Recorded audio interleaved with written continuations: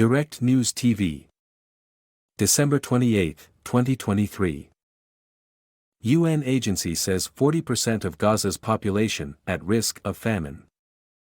The United Nations Agency for Palestinian Refugees has warned that not enough aid is entering besieged Gaza, leaving 40% of its population at risk of famine, amid Israeli curbs on entry of much-needed aid trucks to enter the enclave.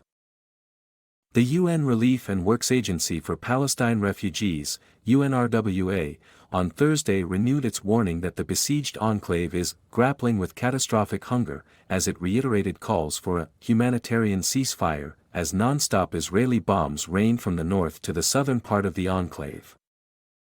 Every day is a struggle for survival, finding food and finding water, Thomas White, director of UNRWA Affairs in Gaza, was quoted as saying on X, formerly known as Twitter. "The reality is, we need more aid. The only remaining hope is a humanitarian ceasefire," the agency said on X.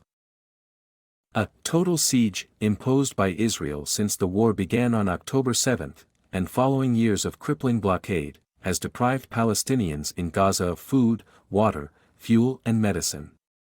The severe shortages have only been sporadically eased by humanitarian aid convoys entering primarily via Egypt. Last week, the United Nations Security Council passed a resolution on more aid for Gaza after days of delays, but aid groups and rights advocates described the resolution as woefully insufficient and nearly meaningless.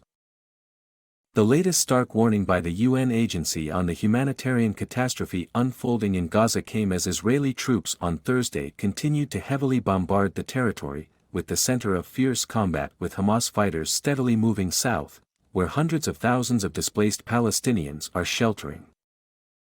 Air and artillery attacks and house-to-house fighting have become heaviest in the southern city of Khan Yunis. Ashraf al-Qudra, spokesman for the health ministry in Gaza, reported more than 200 deaths, including entire families over the past 24 hours in attacks across the territory. More than 80% of Gaza's 2.4 million people have been driven from their homes, the UN says, and many now live in cramped shelters or makeshift tents in the far south, in and around the city of Rafah near the Egyptian border.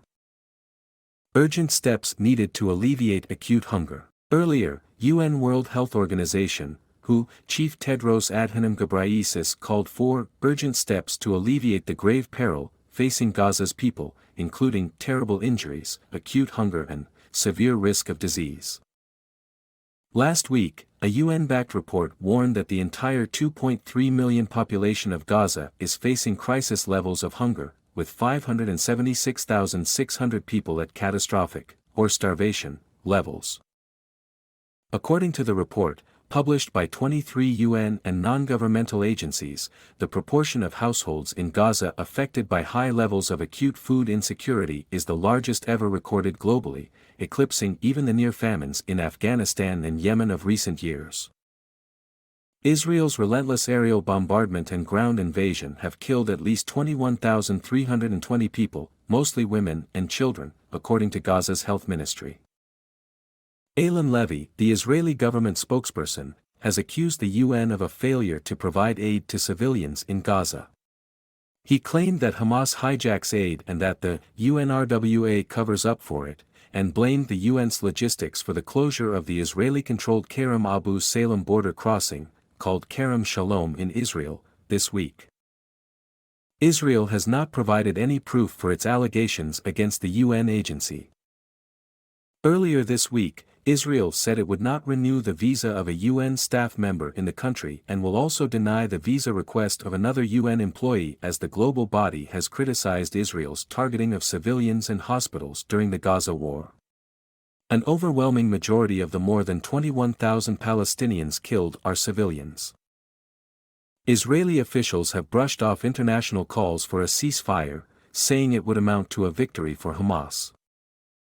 The United States, while providing crucial support for the offensive, has urged Israel to take greater measures to spare civilians and allow in more aid. But humanitarian workers say the amount of food, fuel and medical supplies entering is still far below what is needed. My name is Kingsley. Please like, share, subscribe and hit that notification bell so you can be the first to be notified whenever we post. You won't regret it.